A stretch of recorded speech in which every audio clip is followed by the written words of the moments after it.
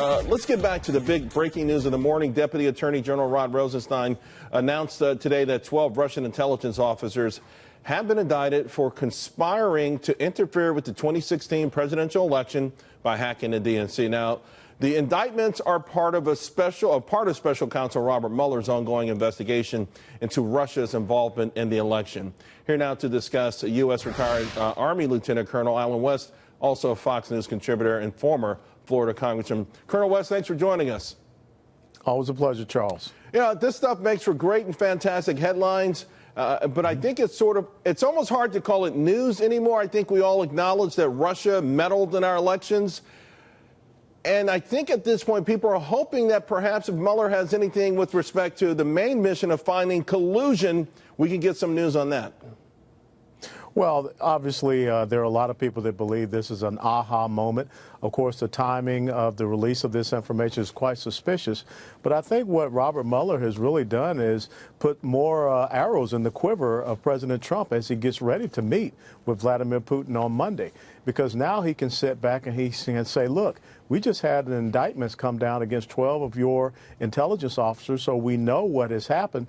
You know, you can't sit here and blow sunshine up my you-know-what and tell me that you had no part in this. But also we have to ask, why was it that the Democrat National Committee did not want to work with the FBI or the Department of Justice back in 2016 so that we could have found these things out back then? Because obviously they had a very weak firewall system. They knew that they had been hacked. So their cooperation back in 2016 would have brought these revelations out a long time ago. Yeah, later in the show, we'll bring on some cybersecurity experts to talk about how spear phishing could still be effective in this day and age, about 20 or 30 years after it made its evil debut. But Colonel West, to me it seems, and I like where you're coming from with this, that the media is solely focused with respect to President Trump's visit to Russia, solely focused on the election. And revisiting the election, relitigating the election. There's so many more important things that are going on. And that's one of the reasons I'll personally be so thrilled when this whole thing is over.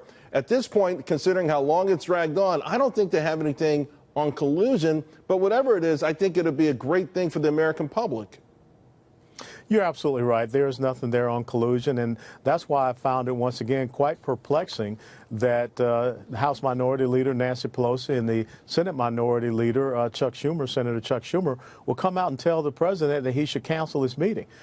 He should not cancel the meeting. As a matter of fact, he should press on, like I said, because as Theresa May spoke about with the joint press conference, he has a position of strength. He has a high ground over Vladimir Putin, and that's one of the critical things going into this meeting with him. So I think that you see people that are still wanting to play politics instead of admitting they just lost an election. They had a very poor candidate, didn't campaign very well. Right. And the American people are, celebrating the fact that Dow Jones Industrial Average had another record high. Absolutely. Colonel West, stay right there because I want to bring in our panel political contributor, Fox News political contributor, Tammy Bruce. She's also the Independent Women's Voice president. Kevin Walling is with us as well, Democratic strategist and HG creative vice president. Tammy, coming into today, Mueller's scoreboard, if you will, he's got one person's been sentenced, 5 guilty pleas, 23 defendants, 79 criminal charges. Add on to that the 12 Russian indictments today, but zero. There's a big goose egg on the most important part, the reason he was given this task in the first place, and that's collusion. Yeah, and as we're seeing, of course, unless they're holding it as some big surprise, but we don't expect that because we don't see that in the other indictments. We don't see the linkages. Also, no Americans. So that's another key. Obviously, these are Russians who've been indicted, and unless they come over and say, please arrest me, that's not going to happen. But I think the lack of that dynamic is answered in some ways the Democrat response.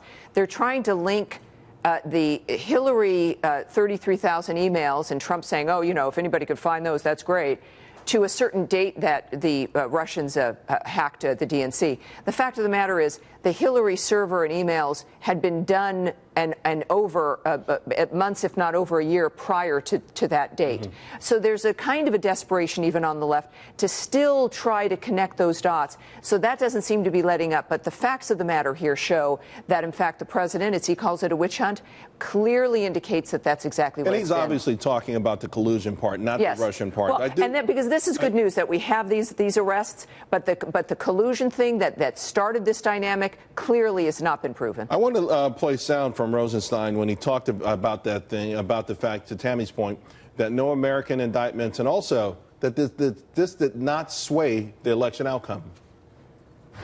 When we confront foreign interference in American elections, it's important for us to avoid thinking politically as Republicans or Democrats, and instead to think patriotically as Americans.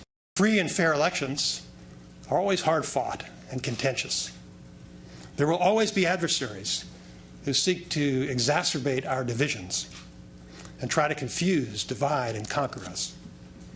So long as we are united in our commitment to the values enshrined in the Constitution, they will not succeed.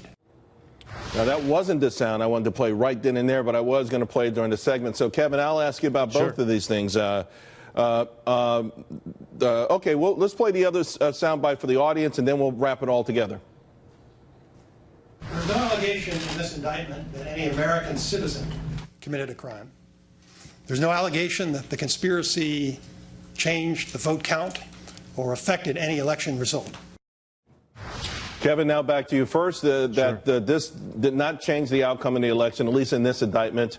And also, I think the more pressing point, and I think Rosenstein was pretty smart about this, reminding Americans, and I hope the American media, don't let this be a wedge. Don't let this become something that makes us divisive and hate each other. Russia was trying to meddle in our democracy, not necessarily anything else.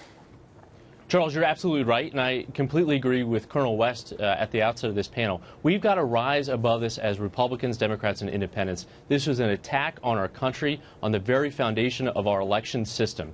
I think, as Colonel West said, the president should be emboldened by this, to take this 29-page indictment, 12 Russian agents, and if he doesn't throw that in President Putin's face and say, bring these guys before some kind of international body, bring them to the United States, we need to prosecute these individuals, he should feel emboldened and to take the fight to Russia. We need American leadership from this president, and I hope we see that on Monday. Anything less than that should raise a lot of questions in the minds of Americans. Colonel West, how will we know? How will we know that President Trump really presses Vladimir Putin with respect to meddling, his interference, and no longer accepts his answer that the answer is no and move on? How will we know that he will press him on these 12 on these indictments and making these folks appear? We know it's a long shot, but how will we know that he pushes Vladimir Putin the way he's pushed some of our allies around? Well, I think one of the most important things, if they do have a joint press conference, that should be something that President Trump brings up right there in front of all the press corps and in front of President Putin.